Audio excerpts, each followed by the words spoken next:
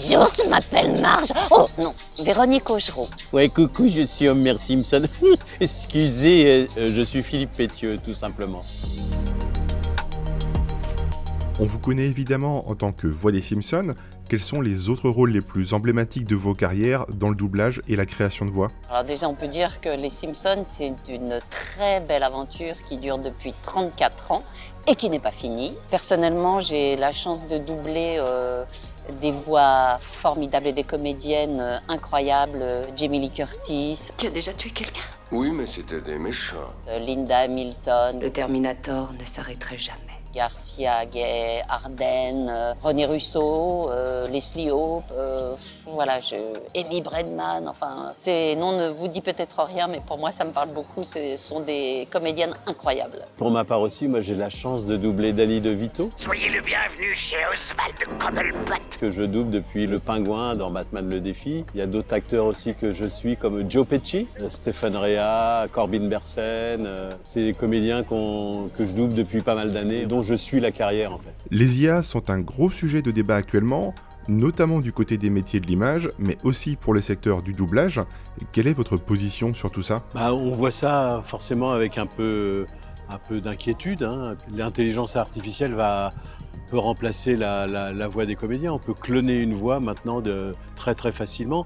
Je vais vous citer un exemple. En 2015, j'ai participé à un documentaire sur le procès de Pétain, qui a été diffusé sur France 5 à ce moment-là. Philippe Saada, le réalisateur, cherchait à reconstituer la voix de Pétain. En fait, on a toutes les minutes du procès, on a les images, mais on n'avait pas le son. Et donc la performance de ce documentaire, c'était de recréer les voix des protagonistes de l'époque. Donc il y avait la voix de l'avocat de Pétain, Isorni, il y avait les témoignages de Léon Blum, il y avait tout ça. Donc toutes ces voix ont été reconstituées à ce moment-là. Mais lutter contre les exigences de l'ennemi. Comment ils ont fait? C'était en 2015. 2015, l'IRCAM a commencé en fait à travailler sur un logiciel. Ils ont mis des mois et des mois de travail. Moi, j'ai enregistré des discours de Pétain. En fait, j'ai essayé de me caler sur la diction de Pétain, sur le phrasé. Il roulait les airs, on laissait souvent les phrases en l'air. Et alors, pour la petite histoire, quand même, j'avais été casté sur la voix de Pétain. Ils avaient pensé à moi par rapport à la voix du grand-père Simpson. Comme quoi, les Simpsons mènent à tout. L'IRCAM, après, donc à partir de mes enregistrements, j'ai enregistré pendant des heures et des heures des discours de Pétain. Et à partir de là, l'IRCAM a plaqué ma voix et sur un logiciel. Et à l'arrivée, si vous regardez le documentaire, il est toujours disponible. À l'arrivée, c'est la voix de Pétain. C'est exactement la voix de Pétain et moi, j'ai été bluffé. Donc ça, c'était en 2015. Mais maintenant, je crois que c'est beaucoup plus simple. C'est plus des mois et des mois. Il suffit d'appuyer sur un bouton et puis on clone votre voix dans toutes les langues. Dans toutes les langues. Il y a eu des expériences faites sur un comédien, une comédienne. Il y a eu un film-annonce qui a été fait aussi comme ça par Netflix. Et les gens sont hyper synchrones dans 54 langues différentes. Quoi. C'est vrai que pour nous, c'est époustouflant. C'est époustouflant. Et puis on peut penser à tout un tas de spécificités de notre métier. Je pense que, par exemple, les audiodescriptions sont faites actuellement par des voix de comédiens et de comédiennes. Et c'est vrai que l'intelligence artificielle, puisqu'on demande un ton neutre, sans jeu, un ton neutre, l'intelligence artificielle peut faire ça très très bien. En plus, en resserrant, en accélérant, on est sur le point d'être remplacé, ça, c'est clair. Alors à nous d'être très vigilants et de faire des contrats en disant qu'on ne cède aucunement nos phonèmes et qu'on n'accepte pas que du notre tout voix que soit clonée. Et c'est l'objet aussi de la grève des acteurs et des scénaristes aux États-Unis, puisqu'en fait, une de leurs revendications principales, c'est que l'intelligence artificielle ne s'empare pas des scénarios et des voix des comédiens. Est-ce que vous avez été confronté à des contrats qui évoquaient des usages de vos voix avec de l'IA ? Oui, si, on a été confronté à certains jeux vidéo. Évidemment qu'il y a eu des essais dans ce sens, mais c'est là où je dis il faut être très très vigilant dorénavant pour un comédien quand on utilise notre voix, quoi, c'est sûr. À l'inverse, est-ce que ça peut être une opportunité, par exemple si vous décidez un jour d'arrêter les Simpsons, tout en étant rémunéré pour qu'on utilise vos voix? Il y a le comédien qui doublait Dark Vador aux États-Unis qui a signé un contrat cet endroit-là, ce qui fait qu'on peut continuer l'aventure de Dark Vador. Il a 90 ans et après sa mort, il a signé un contrat en disant je vous donne l'autorisation, moyennant rémunération, de continuer. Mais bon, c'est pas le but quand on est des jeunes comédiens, on rentre dans le métier, c'est pas notre intérêt de toute façon. C'est vrai que ça implique du coup de figer des comédiens sur les voix et finalement de figer les personnages. Et puis, je veux dire, ce qu'on ne remplacera jamais, c'est... Tu veux dire l'émotion, les sentiments, c'est l'intelligence du comédien. Et du texte. Et puis, cette faculté d'improviser. Je veux dire, on va pas mettre Méfions-nous. Ouais, méfions-nous, mais bon, voilà, il y a des prises, on sait qu'il y a des premières prises en doublage qui sont magiques. Est-ce que l'essor des plateformes de streaming comme Netflix et Disney+ a eu un impact sur vos conditions de travail? Il y a eu un volume de travail énorme qui est arrivé d'un seul coup. Donc il y a des nouveaux comédiens, nouveaux directeurs artistiques qui sont arrivés dans le métier. Et peut-être, je dirais, moi, la critique que je fais, c'est qu'ils n'ont peut-être pas suffisamment d'expérience, ils n'ont pas suffisamment de métier derrière pour pouvoir amener des doublages un peu plus de qualité, quoi. Mais tout ça, je dirais, c'est le volume de travail, parce qu'il faut former des gens très très vite, il faut remplir des cases. Et bon, voilà, c'est le succès du streaming. Maintenant, qui dit streaming, dit comédien et aussi adaptateur. Donc, voilà, il faut écrire les textes en version française. Et il y a un tel apport de travail qu'il n'y a pas... c'est comme... Il n'y a pas que des bons adaptateurs, donc méfions-nous de ça aussi. Puis on va toujours de plus en plus vite pour enregistrer. On ne travaille même pas sur des produits définitifs.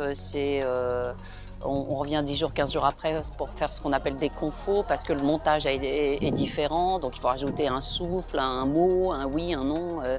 Voilà, donc pour moi, je pose la question, pourquoi? Je veux dire, faisons ça 15 jours après et ce sera tout aussi simple. C'est un rythme qui est pris par toute plateforme.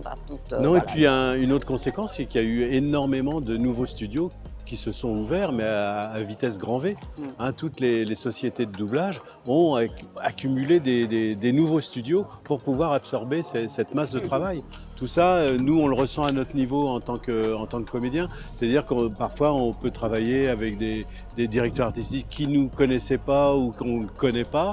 Donc, il faut trouver l'accommodement de tout ça, le mode d'emploi.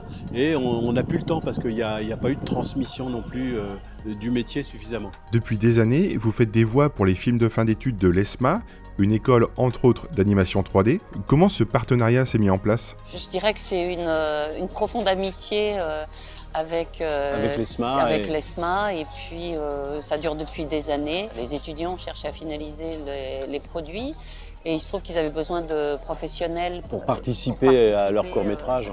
Et prêter nos voix sur certains personnages.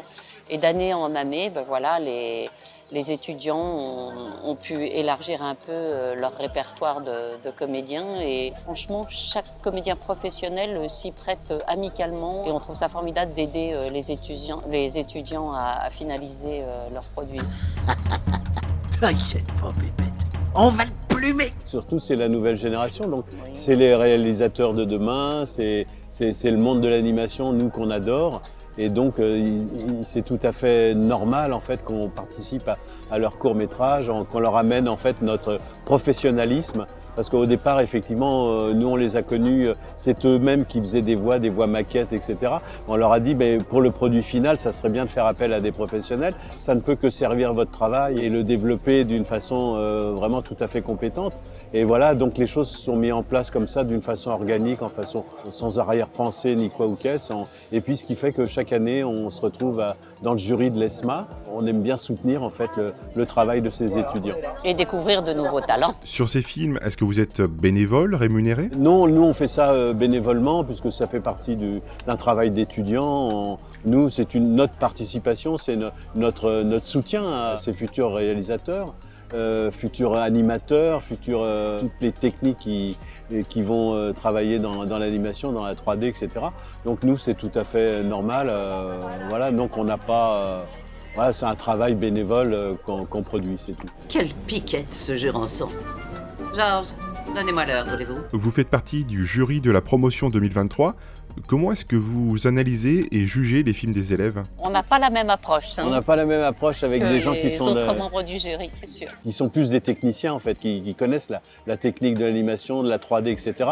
Nous, je dirais, nous, on a une approche de comédien. Nous, on va plutôt s'attacher à faire du cinéma, c'est raconter avant tout une histoire. Et donc la technique, elle est au service du récit, du narratif. Et on va plutôt être très sensible au contenu, à la narration, au scénario, aux émotions. Et c'est comme ça, nous, notre approche par rapport, en tant que jury de l'ESMA, des courts-métrages, nous, notre approche est celle-là. Et on n'aura pas du tout une approche technique en disant là, l'animation n'est pas bien faite, etc. Voilà, non, on a un regard, je dirais, plus grand public. Oui, nous on marche au coup de cœur, je dirais, voilà. Concrètement, comment est-ce que ça s'est passé avec les élèves pour les enregistrements de ces dialogues? Est-ce qu'ils sont présents? Quelles sont leurs consignes? Oui, Absolument. ils sont là, ils sont très précis en plus, ils savent ce qu'ils veulent. Nous, on a été étonnés au fil des années, ils savent demander aux comédiens, ils savent les diriger en fait, ils apprennent et à la fois, leur souhait, il est assez précis et nous, on a été à chaque fois un peu bluffés par rapport à ça parce qu'on se disait, bon, les étudiants, ils vont pas savoir, ils vont être intimidés, ils vont pas savoir s'adresser à nous, etc. Et en fait, non, et ça se fait d'une façon très naturelle et nous, on a été très, très bluffés, oui, justement, par le fait qu'ils savent, en fait, ils savent ce qu'ils veulent. Oui, j'ai trouvé que ça avait beaucoup évolué dans ce sens-là au fil des années. Alors, je ne sais pas s'ils sont briefés avant de venir enregistrer nos voix.